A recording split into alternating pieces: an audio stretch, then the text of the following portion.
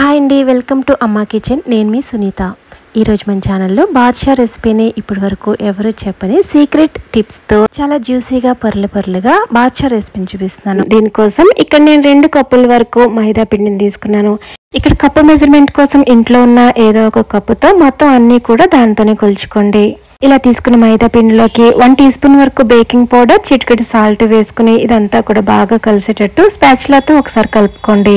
ఇలా కలుపుకున్న తర్వాత దీనిలోకి 1/3 కప్పు వరకు రూమ్ టెంపరేచర్ లో ఉన్న నెయ్యిని వేసుకోండి. అలాగే 1 కప్పు వరకు వాటర్ వేసుకోవాలి.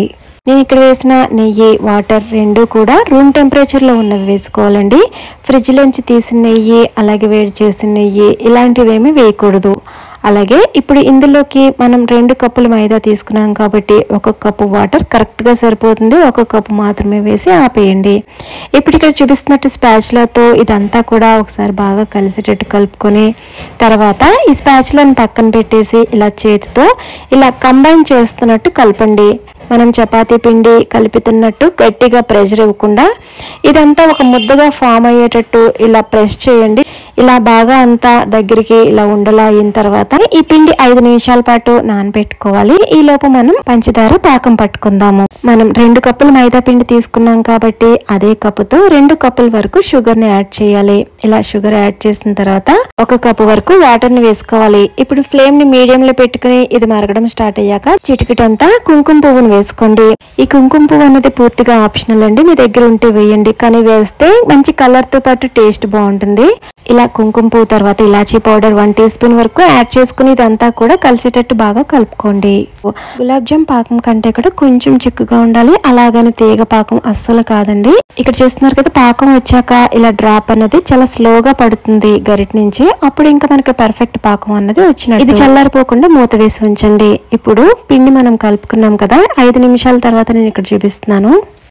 మనం కలుపుకున్న పిండి ముద్దను ఇక్కడ చూపిస్తున్నట్టు వేళ్లతో ఇలా స్ప్రెడ్ చేసుకోవాలి. ఇలా స్ప్రెడ్ చేసుకున్న తర్వాత ఇలా చాకుతో సకానికి కట్ చేయండి.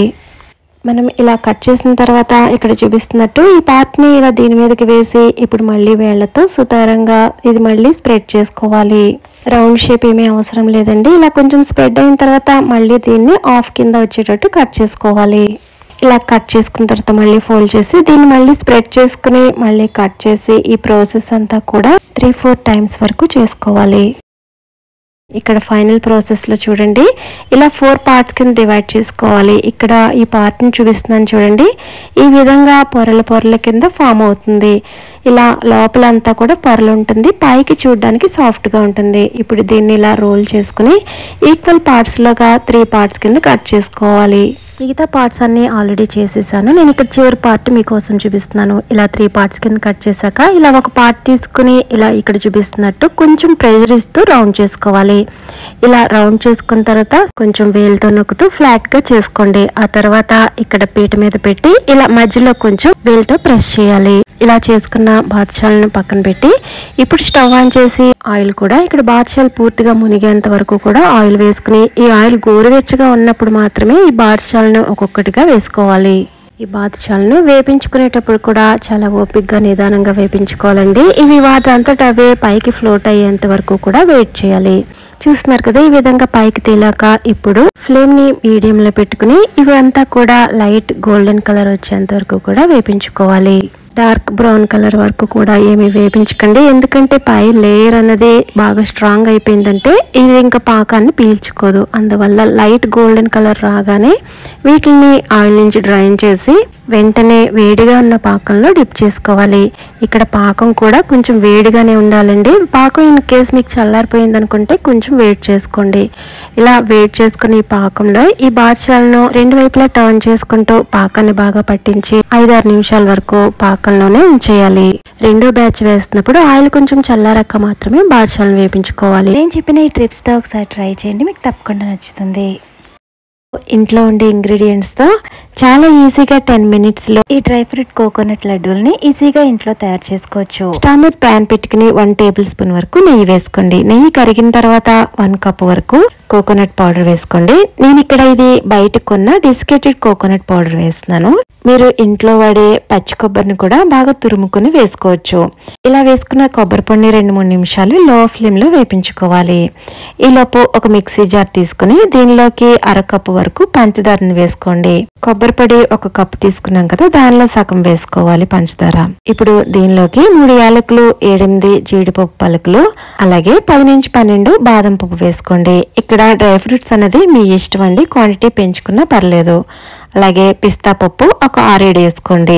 ఇదంతా కూడా మెత్తని పౌడర్ లాగా ఈ విధంగా గ్రైండ్ చేసుకోవాలి. చూస్తున్నారు కదా, ఇలా మెత్తని పౌడర్ కింద అవ్వాలి. ఇప్పుడు దీన్ని పక్కన పెట్టండి. మనం ఆల్రెడీ కొబ్బరి పొడి వేపిస్తున్నాం కదా, ఇలా లైట్ గా కలర్ చేంజ్ అయ్యే వరకు కూడా వేపించుకోవాలి. ఇప్పుడు దీనిలోకి 1 కప్పు వరకు చిక్కని పాలు వేసుకోండి. అలాగే మనం మిక్సీ పట్టుకున్న ఈ పొడిని కూడా దీంట్లో యాడ్ చేసుకోవాలి. ఇప్పుడు లో ఫ్లేమ్ లో ఇదంతా కూడా ఉండలేమి కట్టకుండా చక్కగా కలుపుకోవాలి. ఇక్కడ పాలనేవి నేను పచ్చి పాలే వేసానండి, మరిగించిన పాలేమీ కాదు. మనం ఇక్కడ పాలు చిక్కనివి తీసుకుంటే కోవా టేస్ట్ కూడా బాగుంటుంది. ఇది లో టు మీడియం ఫ్లేమ్ లో దగ్గరుండి ఇలా కంటిన్యూస్ గా కలుపుతూ ఉండాలండి. మనం చేసే ఈ లడ్డూలో కోవా, కొబ్బరి అలాగే డ్రై ఫ్రూట్స్ అన్ని కూడా మిక్స్ అయ్యాయండి. మనం కోవా వేయలేదు కదా అని మీరు అనుకుంటారు. మనం వేసిన పాలు దగ్గర పడి కొంచెం కోవా లాగా తయారవుతుంది.